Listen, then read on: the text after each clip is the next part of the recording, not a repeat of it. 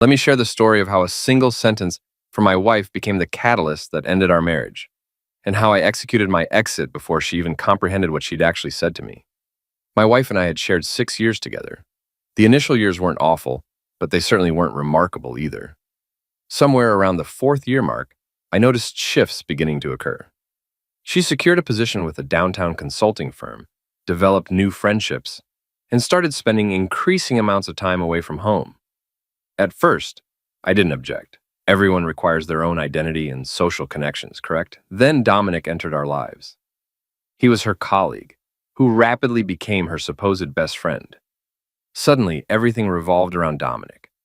Lunch appointments with Dominic, extended project sessions with Dominic, perpetual text messaging with Dominic.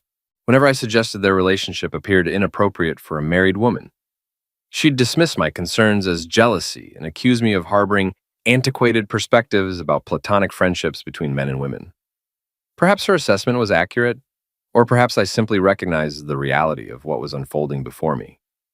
The breaking point arrived on a Friday evening, marking the third consecutive weekend she'd arranged to go out.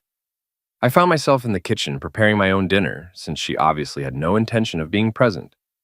She descended the stairs wearing this specific black dress, you understand the type, the kind women select when they're attempting to captivate someone's attention.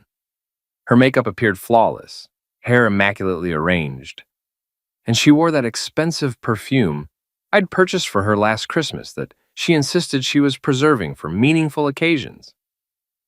Apparently, nightclub visits with Dominic now qualified as meaningful. "You're actually going out again?" I inquired, maintaining a neutral tone, simply exhausted by the pattern.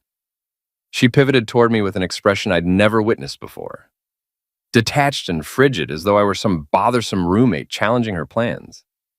"Yes, I'm going out, and it's Friday night. I work extremely hard all week long. I deserve to enjoy myself." "With Dominic?" "Yes, with Dominic and several others from the office. Maintaining friendships isn't criminal." I placed down the knife I'd been utilizing to slice vegetables. "This isn't about maintaining friendships. This is about demonstrating respect. This is about recognizing priorities within a marriage. If you genuinely can't tolerate how I choose to live," she interjected, placing heavy emphasis on the word "my," "then simply leave." The kitchen became silent, aside from the sound of water flowing from the faucet I had neglected to shut off. She grabbed her purse, checked her phone, and proceeded toward the exit. "I'll return late. Now don't bother waiting up for me." The door closed firmly. Her engine ignited. Taillights disappeared down our street. I remained standing there, perhaps 5 full minutes, processing not merely her words, but her delivery. The absolute dismissal. The complete absence of concern regarding my feelings or what this behavior was doing to our relationship. "If you genuinely can't tolerate how I live, then simply leave." I ascended the stairs to our bedroom and opened the closet door. My section was relatively organized and tidy. Her section represented chaos, as it perpetually did. I retrieved my phone and initiated 3 calls. First was to Brennan, my buddy from college, who'd remained a close friend. "Hey man, I need an enormous favor. Can you bring your truck over in approximately an hour? I'll provide explanations when you arrive."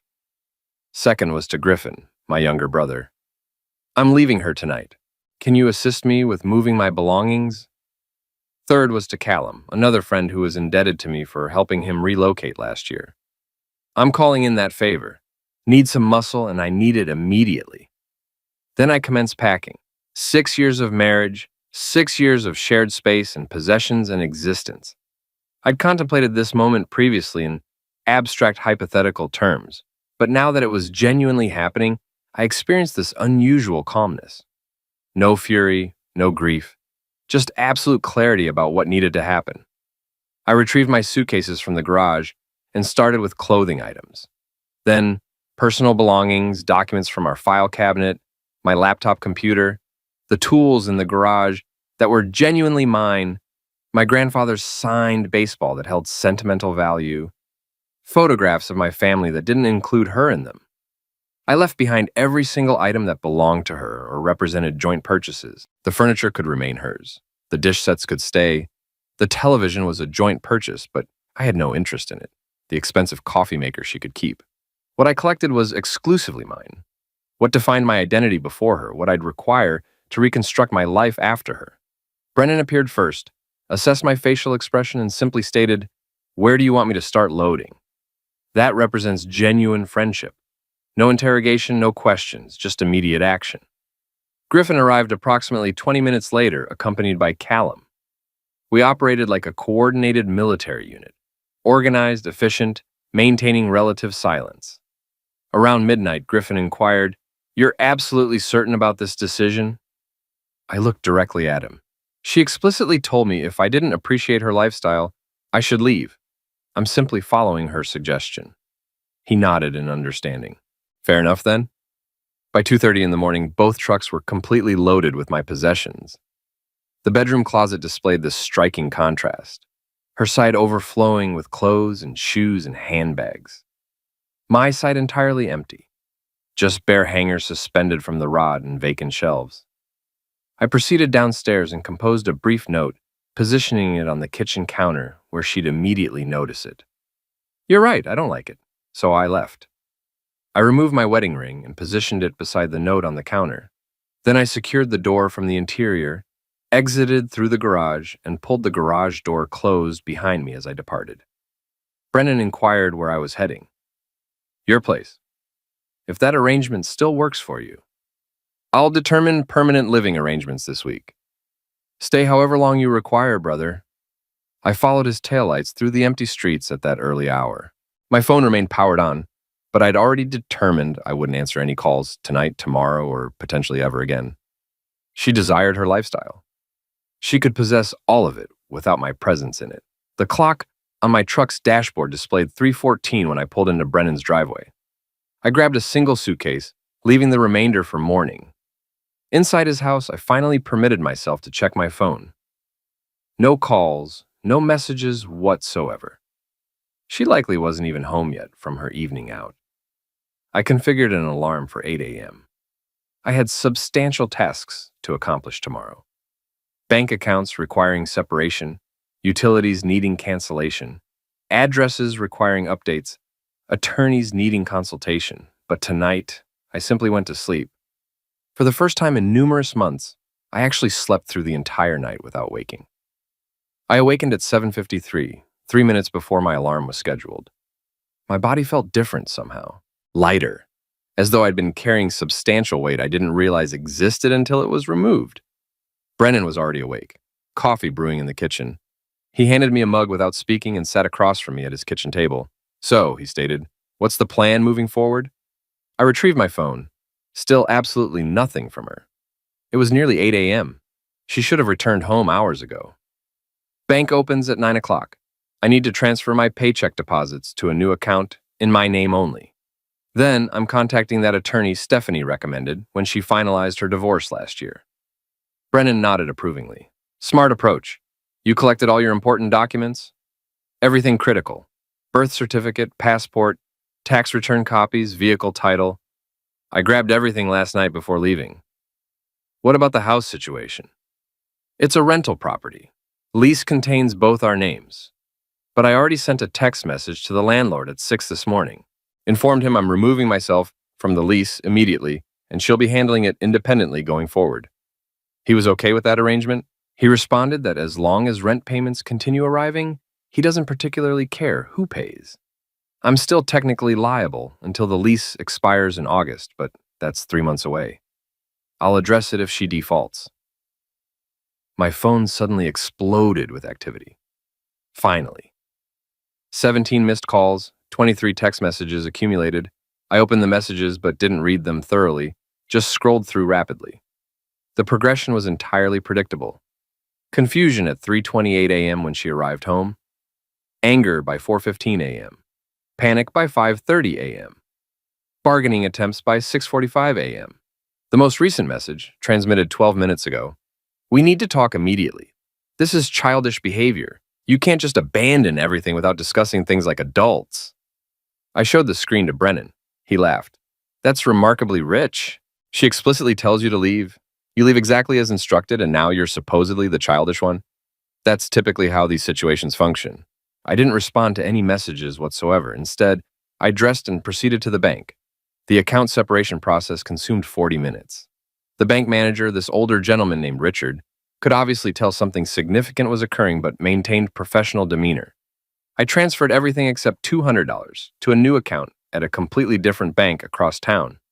Left just sufficient funds in the joint account to cover my portion of this month's rent payment, which had already been paid anyway. You'll want to remove yourself from any joint credit cards as well, Richard suggested quietly. Already planning on doing that today. From the bank, I drove directly to Crawford and Associates, the law firm Stephanie had utilized. Her attorney had been tough, fair, and efficient. Exactly the qualities I required. The receptionist managed to get me an appointment that same morning with a woman named Marlo Chen. Mid-40s, sharp, observant eyes, no-nonsense professional demeanor. "Tell me everything," she stated, pen positioned ready. I laid out the entire situation. 6 years of marriage, no children, thankfully, no joint property except furniture and household items I had no interest in claiming. Vehicle titles were separately held. No significant shared debt except the joint credit card I was removing myself from immediately. The rental lease I was extracting myself from. Good, that simplifies the situation considerably. She made detailed notes. Any infidelity involved? Emotionally, definitely yes. Physically, I don't know with certainty and honestly don't care to discover the answer. Fair enough. Virginia is a no-fault state anyway, so it doesn't particularly matter unless you wanted to pursue it for alternative reasons. I don't. I simply want out. Clean, fast, equitable. Marlo smiled slightly. My favorite type of client. The ones who want to move forward with their lives, not seek revenge. Oh, I already obtained my revenge. I took her advice and left exactly as she suggested. She actually laughed at that. I'm going to enjoy this case. Give me 3 days to draft all the paperwork.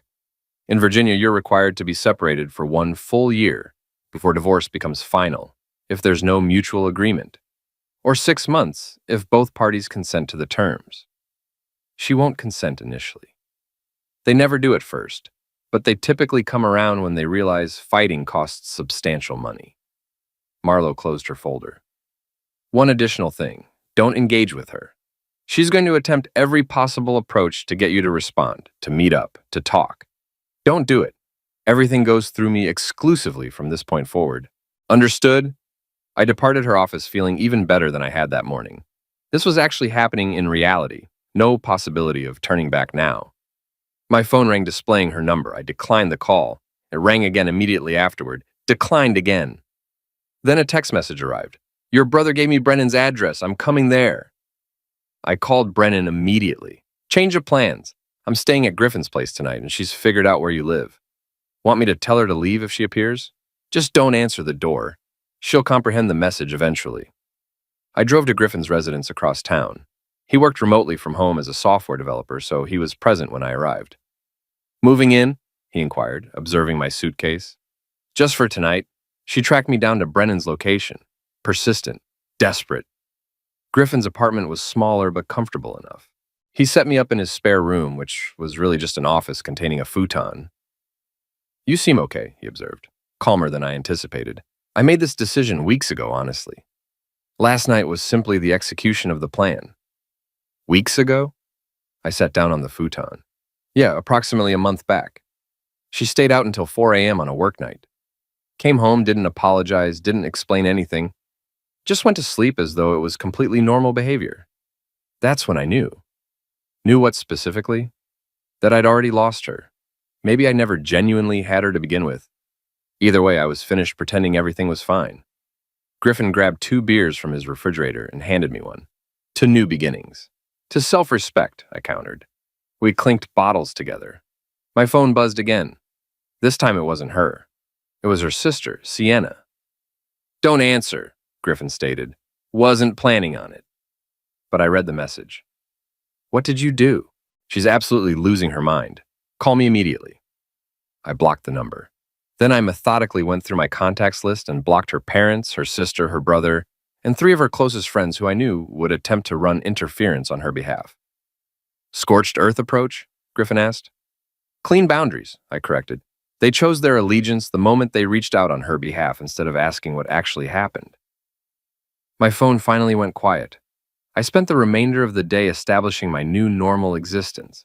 changed my address with the Postal Service, updated emergency contacts at work, removed her from my health insurance beneficiary list, canceled the joint credit card. Each task felt like severing another thread that connected me to a life I didn't want anymore. By evening, my phone had accumulated 38 missed calls and over 60 messages from various numbers I didn't recognize. I didn't read a single one. Brennan texted, "She showed up here, pounded on the door for 20 minutes. Neighbors almost called the police. She finally left." Sorry about that situation, Brennan. Don't be. Dinner tomorrow evening. You can fill me in on everything. Sounds good. I fell asleep that night on Griffin's futon. Phone on silent mode, wedding ring sitting in a drawer somewhere at Brennan's house, and my future finally feeling like it belonged to me again. Tomorrow I'd start researching houses to purchase. Small ones, affordable ones. Mine. 3 days after I departed, she finally got intelligent and appeared at my workplace. I noticed her car in the parking lot when I arrived that morning. She was waiting near the entrance to the building where I worked as a project coordinator for a construction supply company. Not glamorous employment, but steady, reliable pay and decent benefits package. She looked absolutely terrible. Hair unwashed, eyes puffy and red, wearing sweatpants and one of my old college hoodies I'd left behind. Part of me felt bad, a very small part. The rest of me remembered how she'd looked 3 nights ago in that black dress, heading out the door without a single second thought about me. I walked directly past her. "Wait," she called out. "Please, just 5 minutes of your time." I kept walking without acknowledging her. The security guard, Charlotte, was stationed at the desk. I'd already given her advance warning this might occur. "Sir," Charlotte stated loudly enough for everyone in the lobby to hear, "is this person bothering you?" "Yes," I stated simply. "Ma'am, you need to leave the premises immediately, or I'll be forced to call the police." "Are you serious right now?" My wife's voice cracked with emotion. "I just want to talk to my husband." "He's asked you to leave. That means you're trespassing on private property." I didn't look back, just continued walking to the elevator. I heard her begin crying behind me, but I pressed the button and waited. The doors opened. I stepped inside. As they closed, I saw Charlotte firmly directing her toward the exit door. My boss, Rebecca, stopped by my desk approximately an hour later. "Everything okay?" "Charlotte mentioned an incident this morning. Personal situation, it's handled. Need any time off work?" "No, ma'am, I'm fine." She studied me for a moment. Rebecca had experienced her own divorce several years back. She understood the situation. "Okay, but if that changes, let me know." "Will do." I buried myself in work tasks. It helped tremendously. Spreadsheets, supply orders, contractor schedules. Normal problems with normal, straightforward solutions. At lunchtime, my phone rang from a number I didn't recognize. I almost didn't answer, but something made me pick up. "This is Dominic." The voice was tense and uncomfortable. I said nothing in response. "Look, man, I just wanted to say I had absolutely no idea things were that bad between you two. She told me you guys were basically roommates at this point, that you'd agreed to see other people. She lied. Yeah, I'm figuring that out now." He paused. "For what it's worth, nothing physical happened between us. We just talked and hung out as friends." "Don't care." "Right, well, I'm backing off completely. This is too messy. I don't need this kind of drama in my life." "Smart choice." He hung up. So that was that. The supposed best friend had disappeared the exact second things got complicated. Exactly like I'd predicted. These guys never stick around when the fantasy becomes reality. They want the excitement and attention, not the messy aftermath. That evening, I met Brennan for dinner at a sports bar near his place. We grabbed a booth in the back section. "She came by again today," Brennan said. "Different approach this time. Calm, sad, vulnerable. Asked if I'd just tell her where you were staying." "What did you say?" "That I'd promised not to reveal that information." She tried the whole friendship angle, how long we've known each other, how I should care about both of you. Brennan took a drink. "I told her I do care about both of you, and that's why I'm respecting your boundaries and keeping my word to you." Brennan grinned. She didn't appreciate that much. "I bet. Her little boyfriend bail yet? Called me today, gave me the whole innocent speech, then said it was too messy and he's out." Brennan laughed. Classic. These dudes are all identical. Big talk until there are real consequences. My phone buzzed. Another unknown number. I showed Brennan the screen. That's like the 10th different number she's tried contacting you from, he said. 12th, actually. You going to get a new number? Already ordered a new SIM card. It should arrive tomorrow. The message read, I know you're angry, I know I messed up, but we took vows, for better or worse. You can't just quit when things get hard. I showed it to Brennan. That's some remarkably selective memory right there, he said. Pretty sure those vows also mentioned something about forsaking all others. I typed back, you told me to leave if I didn't like your life. I left, enjoy your life. Then I blocked that number as well. Cold, Brennan said, but he was smiling. Factual. We watched the game for a while. It felt normal and good, like I was returning to who I used to be before everything became complicated. Around 9 p.m., my work email pinged. It was from Marlo Chen, my attorney. Separation agreement drafted, reviewed, and ready for your approval. She's been served with initial paperwork today. Expect escalation. Expect escalation. That was putting it mildly. Sure enough, by the time I returned to Griffin's apartment at 10:30, I had 42 new messages from various numbers. I didn't read them, just kept blocking each one. Griffin was already asleep, so I tried to be quiet. Grabbed a shower, brushed my teeth, settled into the futon. My old phone, the one I was about to retire, buzzed one more time. It was her, from yet another number I didn't recognize. I'm pregnant. I stared at the message for a long time.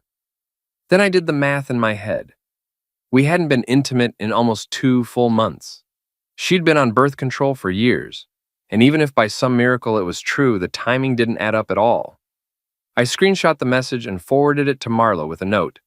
Document this, it's false, but she's desperate. Marlo responded within minutes. Already noted in the file, this is a common tactic. Don't engage whatsoever. I blocked the number and finally plugged in my new SIM card. New number, new chapter. I sent it only to the people who mattered.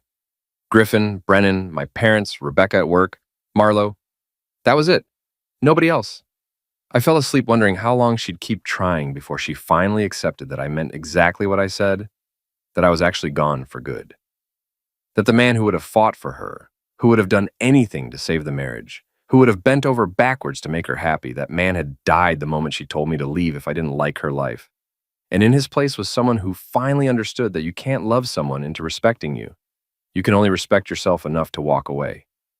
The pregnancy lie lasted exactly 48 hours. Marlo called me Tuesday afternoon. She's already backtracking on the pregnancy claim. Her lawyer reached out saying she was emotional and mistaken about the timing. They want to discuss terms. No discussion, standard separation, split what little joint assets we have 50-50. I keep my truck, she keeps her car. Everything else can be divided or sold. I don't care. You're making this very easy for me. That's the goal. But she wasn't finished trying. Thursday evening, I was researching houses online when Griffin came into the living room with a strange expression. Your in-laws are outside. I looked up. Here? Yep, both of them sitting in their car. I walked to the window. Sure enough, there was her father's sedan parked across the street. I could see 2 figures sitting inside. What do you want to do? Griffin asked. Nothing. They can sit there all night if they want. And they did. For 3 hours, just sitting there in the dark, waiting. For what? I don't know. For me to come out and have some tearful reconciliation conversation, to yell at them, to apologize. Around 10 p.m., they finally drove away. Griffin shook his head. That was weird. That was desperation. Friday morning at work, Rebecca called me into her office. I need to tell you something, and I'm not happy about it. My stomach dropped. What's up? Your wife called our main line yesterday. Told the receptionist she needed to reach you urgently for a family emergency. When pressed for details, she admitted there was no emergency. She just wanted to talk to you. I'm sorry, Rebecca held up her hand. I'm not telling you this to reprimand you. I'm telling you because I've instructed our entire front desk staff that calls from her are not to be transferred under any circumstances. Period. I've dealt with this situation before, from the other side. I know how ugly it gets. Thank you. But I need to know this isn't going to affect your work performance. It won't. I'm handling it. Good. Because you're actually one of my most reliable people. I'd hate to lose that. I went back to my desk feeling lighter. Having Rebecca in my corner mattered more than I'd expected. At lunchtime, I drove to a property across town. Small two-bedroom house in an older neighborhood. Nothing fancy, but the price was right and it had good structural bones. The kind of place I could actually afford on my salary alone. The agent, a guy named Harrison Burke, met me at the door. First-time buyer? Second, but first-time solo. He got it immediately. Didn't ask questions, just showed me around. The house needed work, paint, new flooring in the kitchen, updated fixtures, but it was structurally sound. Roof was only 3 years old. Furnace worked fine. "I'll put in an offer," I said. "You sure? You've only seen one place." "I'm sure." That evening, Brennan invited me to his gym.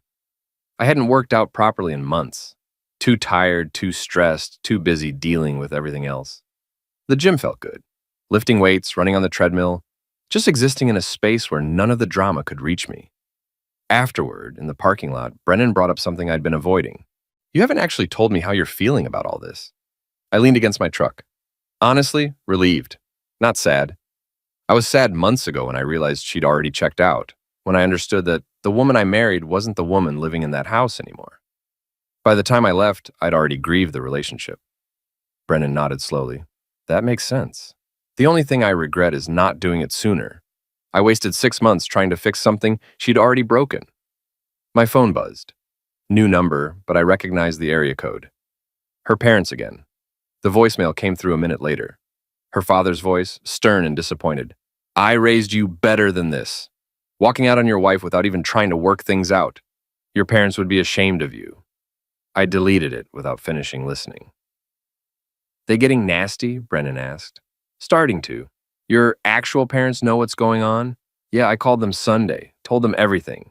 They said they'd been worried something was wrong for a while, that she'd seemed distant and disconnected at family gatherings." "What did they say about you leaving?" "My dad said sometimes the bravest thing you can do is admit something isn't working and walk away with your dignity intact." Brennan smiled. "Smart man. He's been married to my mom for 34 years. He knows what a good marriage looks like and what it doesn't look like." Saturday morning, I moved my belongings from Griffin's apartment to Brennan's spare bedroom. More permanent arrangement until the house closed, if it closed successfully. Marlo called while I was unpacking boxes. Good news and bad news. Good news first. "Your offer on the house was accepted. Inspection is scheduled for Tuesday."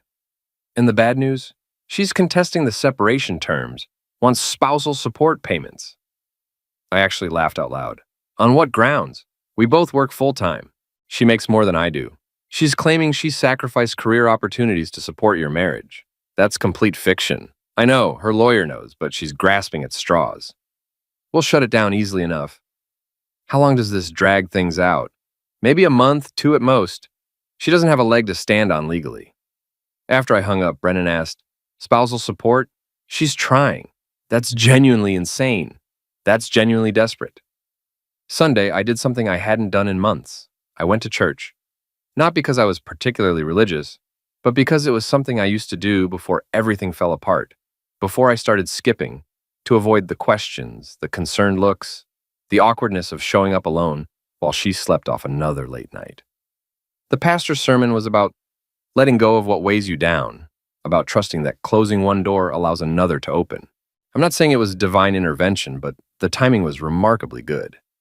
After service, an older couple I'd known for years stopped me. "We haven't seen you in a while," the wife said gently. "I've been dealing with some things. We heard. Small community." She touched my arm gently. "Sometimes the hardest decisions are the right ones." I wasn't expecting that. I'd braced myself for judgment or criticism. "Thank you. You take care of yourself. You deserve happiness." Walking to my truck, I realized something. The people who actually knew me, who'd watched my marriage from the outside, they weren't surprised by this. They'd seen what I'd tried so hard to deny. That evening, sitting in Brennan's living room watching a game neither of us particularly cared about, my new phone rang. Unknown number. I almost didn't answer, but something made me pick up. "Is this the coward who abandoned his wife?" A man's voice, aggressive and hostile. "Who is this?" "Dominic's brother. You got a problem with him. You deal with him like a man. You don't run away like—" I hung up. Brennan raised an eyebrow. "Problem?" "Dominic's brother. Apparently the guy already bailed on her." "Why's his brother calling?" "No idea. Don't care." I blocked the number and turned off my phone completely. Tomorrow was Monday. Back to work, back to normal, back to building a life that was actually mine. Week 3 brought the confrontation I'd been expecting. My parents were having their monthly family dinner, something they'd done for years. Everyone knew about the separation by now. But Mom insisted life goes on, and family still gathers together. I arrived early to help set up. Griffin was already there with his girlfriend, my sister, and her husband. Normal Sunday evening, then the doorbell rang at 6:15. Mom opened the door and there she stood. My wife, her sister Sienna right behind her. "I'm sorry to just show up," she said, voice shaking with emotion, "but he won't return my calls and we need to talk." My dad appeared in the doorway. "This isn't the appropriate place. Please, I just need 5 minutes, that's all I'm asking." Mom looked at me. I shook my head firmly. "I think you should leave," Mom said gently but firmly. "Mrs. Hartley, please, I love your son. I made mistakes, but we can fix this." I walked to the door. Everyone went quiet. She looked at me with those red eyes, desperate, broken. "You told me to leave if I didn't like how you lived your life," I said calmly and clearly. I left. There's nothing to fix. I didn't mean it like that. I was angry. I said something stupid. No, you said something honest. Maybe the most honest thing you'd said in months. Sienna stepped forward. "You're being cruel. She's trying here. She's trying now. Where was this effort when I asked her to stop going out every weekend? When I asked her to set boundaries with Dominic? When I begged her to go to counseling?" Silence. That's what I thought. I looked at my wife one last time. "You had a husband who would have done anything for you, who stayed faithful, who tried. You threw that away. Don't come crying now that Dominic bailed and you're alone." Her face crumpled. Sienna grabbed her arm. "We're leaving," Dad said. Not a suggestion, a statement. They left. Mom closed the door. The dinner was quiet at first. Then my sister broke the tension. "Well, that was intense. Had to be said," Griffin offered. Dad sat down heavily. "You handled that better than I would have at your age. I've had practice." We ate, talked about other things, normal things, work, weather, Griffin's upcoming vacation plans. Around 9 p.m., after everyone left, Mom pulled me aside. "You okay?" "Yeah, actually, I am." She looked destroyed. She destroyed herself. I just stopped trying to save her from the consequences of her own choices. Mom hugged me. "I'm proud of you. That took strength." Tuesday, the house inspection came back clean. Minor issues, nothing major or concerning. I signed the purchase agreement that afternoon, feeling a sense of accomplishment. Wednesday, Marlo called. She's dropped the spousal support claim, accepting the separation terms as written. What changed? My guess? Reality set in. Fighting costs money she doesn't have. Dominic is gone. Her support system is realizing she's not the sufferer she claimed to be. So we're done? Not quite. Still need to finalize everything, but the hard part's over.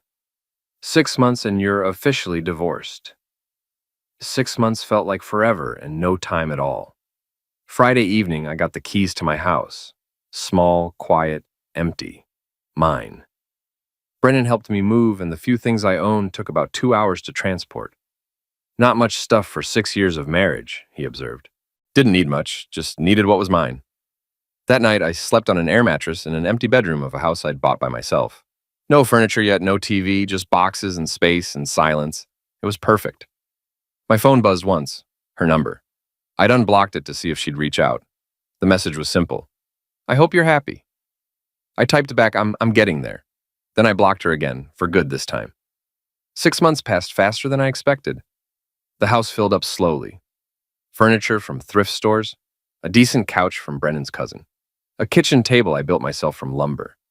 Nothing fancy, just functional and mine. Work promoted me to senior coordinator. Rebecca said I'd earned it. I think she just appreciated that I showed up every day and did the job without drama or complications. The divorce papers arrived on a Tuesday in October. Simple manila envelope, official stamps, final decree. I opened it at my kitchen table with coffee I'd made in the machine I bought myself. Read through the legal language that officially ended 6 years of marriage. Then I filed it in a drawer and went to work. No celebration, no anger, just closure. That weekend, Griffin and Brennan came over for the first dinner party in my new place. Nothing elaborate or fancy.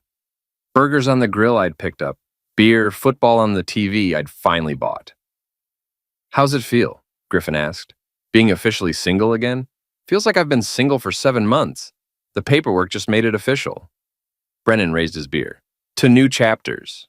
To self-respect," I countered. Same toast as before, still true. We ate, we laughed, we watched the game. Around 8 p.m., my phone buzzed. Unknown number. I almost didn't check it, but I did. It was her from a number I didn't recognize. "I heard it's final. I just wanted to say I'm sorry for everything. You deserve better." I stared at the message for a long time. Then I typed back, "I know, that's why I left." I blocked the number and set my phone down. Griffin noticed. "Her?" "Yep." "You okay?" "Yeah, I'm good." And I was. For the first time in years, I was actually good. Not perfect, not completely healed, but good. I had a house, a job I liked, friends who had my back, family who understood, space to breathe, room to grow. I'd learned something important through all of this. You can't make someone respect you. You can't love someone into treating you right. You can't fix a relationship where only one person is trying. But you can respect yourself enough to walk away. You can recognize when you're worth more than what you're being given. You can choose yourself. That Friday night, she told me to leave if I didn't like her life. She thought she was calling my bluff, that I'd never actually do it, that I'd bend, that I'd break, that I'd beg. Instead, I took her advice. I left. And I built something better, not with her, despite her, because of me. The divorce was final. The chapter was closed, the door was locked, and I was finally free.